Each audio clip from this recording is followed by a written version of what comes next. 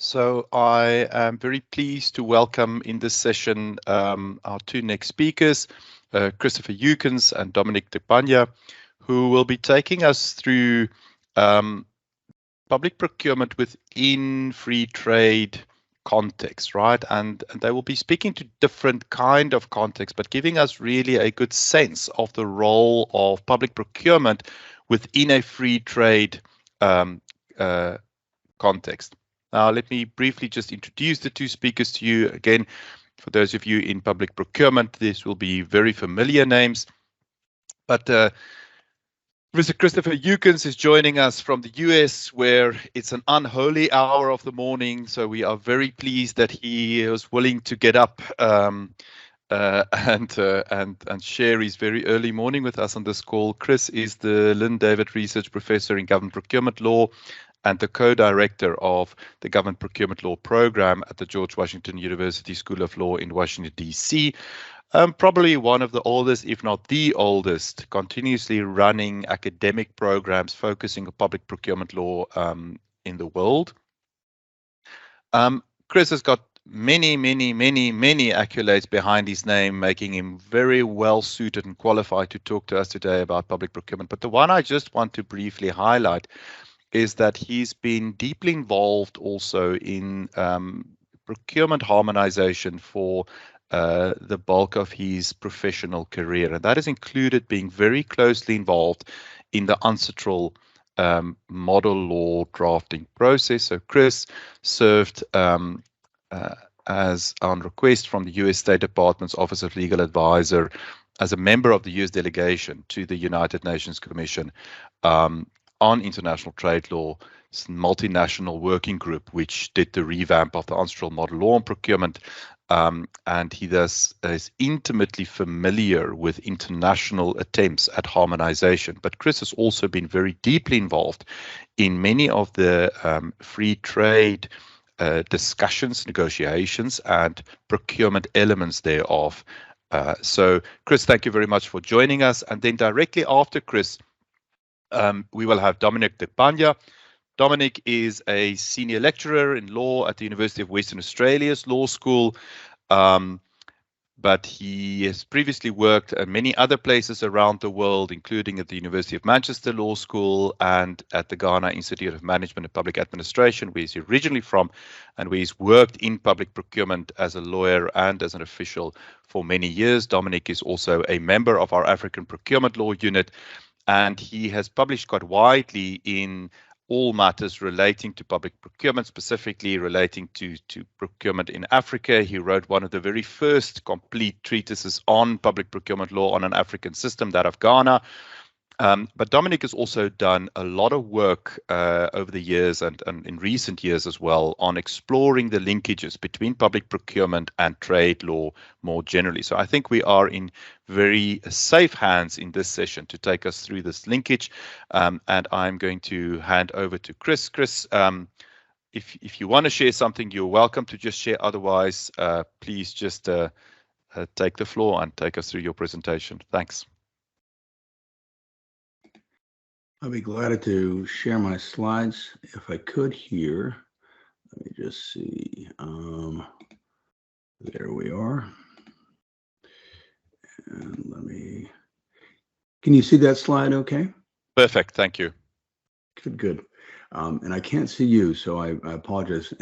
Thank you so much for inviting me to this session. It's just such an honor to be able to do this. As you know from my personal background, I came very much to doing this kind of international work through my family tradition. My father my father's an ophthalmologist who worked for many years in ophthalmology programs around the world. And I was very fortunate to be able to join him on some of those missions. For example, when I was 15, we spent the summer in Botswana working in the ophthalmology clinics there. And that very much transitioned into the work I've done in my adulthood in procurement, So I'm really very fortunate to be able to do this. I'm also especially fortunate to be able to join Dominique in this session. He's a former student of ours. We're incredibly proud of what he's been able to accomplish in terms of building his own position in the academy. I'm really very, very delighted to be able to share the session with him. I wish I could see him right now because of the vagaries of Teams. All I can see is my own slide, but I'm very much looking forward to joining him in discussion. I'm just going to go through a few points and then open the floor up to Dominique, and then hopefully we'll be able to have a discussion after that. Just as a bit of background, the United States, I'm going to speak from the U.S. experience because as Carolyn knows from our work on the UNCITRAL model law, it's safest to speak from one's own national experience, and that can often lead to useful discussions. So I'm going to be focusing on the U.S. experience and how the United States has dealt with procurement in regional trade agreements. The regional trade agreements in the United States are oftentimes intensely political. They are part of a regional effort. For example, what was the North American Free Trade Agreement is now the U.S., Mexico, Canada agreement, a tripartite agreement among the major nations here in the Western Hemisphere. The attempt for the United States to lock together a free trade area, a broader free trade area in the Western Hemisphere. So these regional free trade agreements carry usually a very heavy political tinge to them. But that said, the free trade agreements, the regional free trade agreements, typically have the same provisions in them regarding procurement. Even though there's a political or geopolitical aspect to these agreements, they have typically they're very similar, and over time the procurement provisions tend to advance. They tend to advance in terms of reflecting better best practices, more evolving best practices. This means that, so I think one of the lessons to carry away from the U.S. experience is the inclusion of procurement, even in an intensely political regional free trade agreement. The inclusion of procurement can be a relatively neutral event. These can be relatively neutral elements. There are not most favored nation provisions in these agreements, these procurement agreements. So they actually don't need to match one another. Bilateral investment treaties oftentimes do have most favored nation commitments, so that if the United States is entering into a bilateral investment treaty with another nation, they'll say, oh, we'll give you the best terms that we gave to a third nation. That most favored nation provision means that the agreements have to move forward in lockstep. The procurement provisions in the regional free trade agreements don't have that type of most favored nation commitment, and yet they move forward in lockstep, which I think is an important understanding. The first part of what I want to talk about here, which is that in the procurement, in these international trade agreements involving procurement, you really can see three historical phases, certainly in the relationship between the United States and the European Union, what is now the European Union. The first phase was really the groundwork was laid before World War II, and before World War II there was extreme protectionism, and that helped fuel some of the hatred that created World War II. So the United States and other nations internationally were responding to the hatred, to the xenophobia, to the conflict of World War II by creating free trade agreements. And the free trade agreements that were mapped out right after World War II included basic requirements regarding non-discrimination and national treatment. The idea that you wouldn't discriminate between trading partners and you would treat foreign vendors as you would your own, national treatment. In the latter part of the 20th century, there was a growth of and really in a solidification of these procurement agreements. By the way, as early as 1945, late 1945, after the end of as the war was coming to an end, there was a charter for what became the General Agreement on Tariffs and Trade. That charter reflected these two basic principles of non-discrimination and national treatment. But the free trade agreements themselves really didn't come together because of opposition from some Western nations to including procurement in these international trade agreements. Really didn't come together until the end of the 20th century.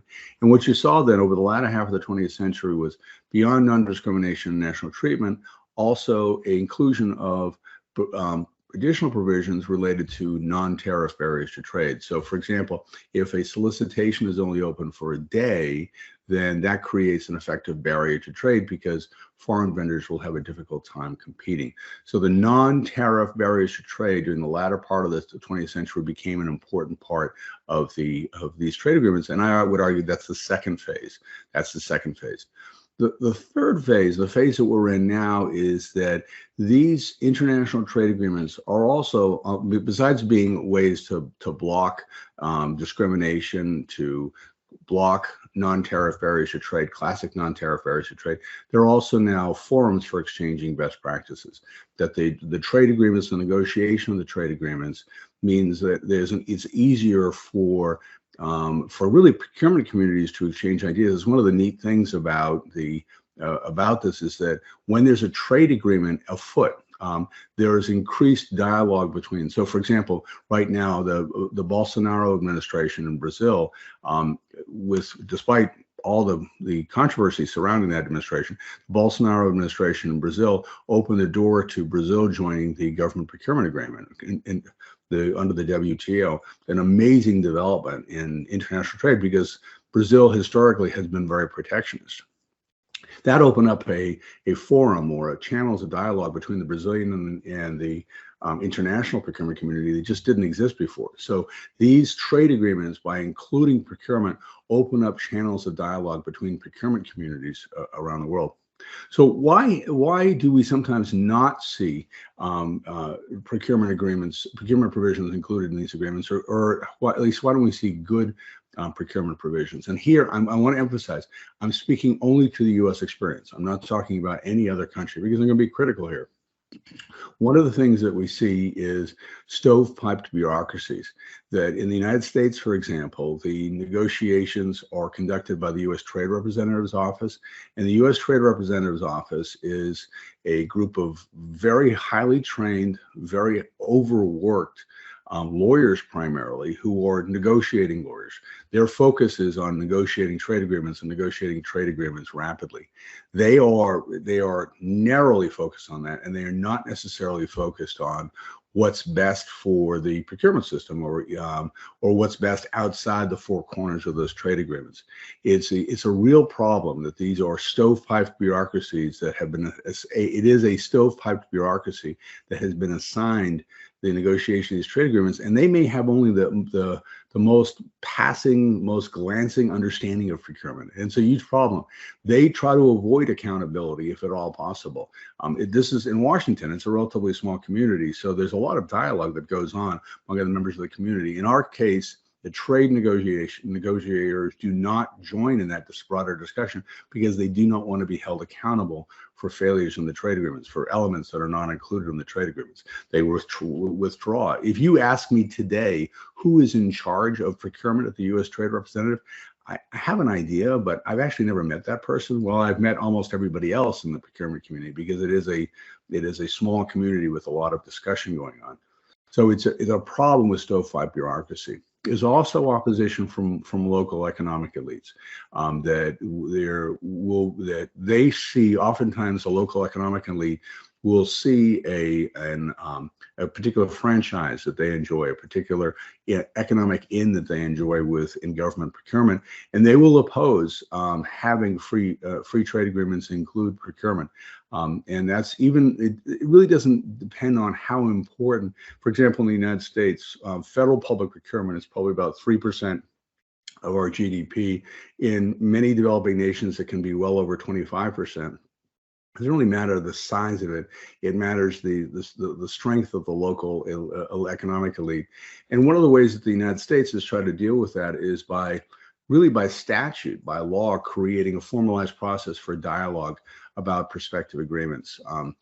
Professor Hinault referred earlier to work I've done internationally. I worked with states in Eastern Europe that were entering into free trade agreements or prospective free trade agreements involving procurement. And what was startling in these post-Soviet economies was seeing that they really had no mechanism for a dialogue with the business community. You would ask them, well, do you have a process for publishing notice of respective trade agreement and then getting comments in from industry? Or even in the US model, publishing notice and then taking comments in a secure environment where there are legal requirements for those who are having a discussion with the trade representative's office not to disclose the substance of the agreement, so there can be a frank exchange about the economic impact of opening up these markets. And in the post-Soviet society, it just got blank stares. They had no tradition or no process